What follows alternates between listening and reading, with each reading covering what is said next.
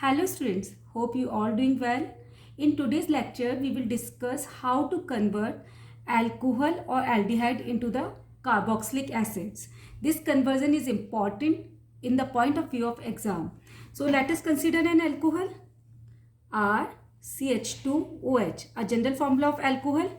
We have to convert it into the aldehyde, and what is aldehyde? RCHO, and aldehyde into the acid RCOOH, carboxylic acid. If we want to convert the alcohol, this is primary alcohol. Remember this, we convert primary alcohol into the aldehyde. Secondary alcohol gives us ketones, not aldehyde.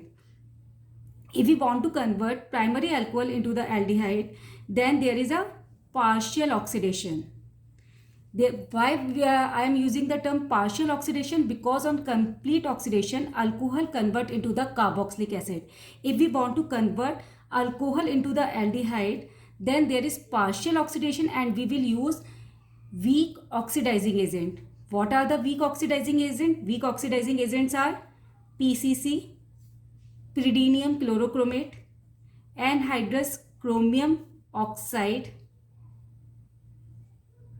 PDC, pyridium dichromate, etc. Okay, if we use this type of oxidizing agent, then primary alcohol convert into the aldehyde. Now if we want to convert aldehyde into the acid, then there is again oxidation, and in this condition we can use weak oxidizing agent as well as strong oxidizing agent. Strong oxidizing agent like alkaline KMnO4, acidic K2Cr2O7, acidic K2Cr2O7, and in weak oxidizing agent we can use Tollens reagent, Fehling solution, etc. If we use Tollens reagent, Fehling solution, alkaline KMnO4 or acidic K2Cr2O7, then any aldehyde easily convert into the acids. So this is two-step reaction. But if we want to convert any primary alcohol directly into the acid, then we can use any strong oxidizing agent. So alcohol will be convert directly into the carboxylic acid, and strong oxidizing agents are alkaline or acidic KMnO4. KMnO4 act as a strong oxidizing agent either in acidic condition or alkaline condition, and K2Cr2O7 only in acidic conditions. K2Cr2, potassium dichromate, in acidic condition.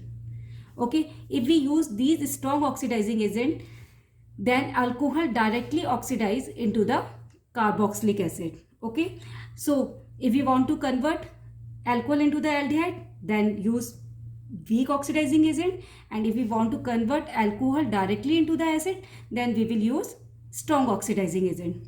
This reaction, if we use secondary alcohol in this reaction, this is the secondary alcohol, and we use any oxidizing agent, either weak or strong, any oxidizing agent if we use, then it will convert into the ketone.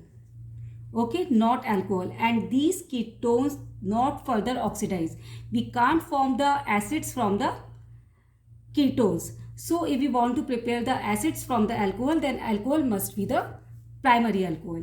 This reaction, this reaction may be in the backward direction too, as from alcohol to aldehyde and aldehyde to acid, it is oxidation reaction. So if we reduce acid, then we will get aldehyde, and if we reduce the aldehyde, then we will get alcohol. So we can use any reducing agent here.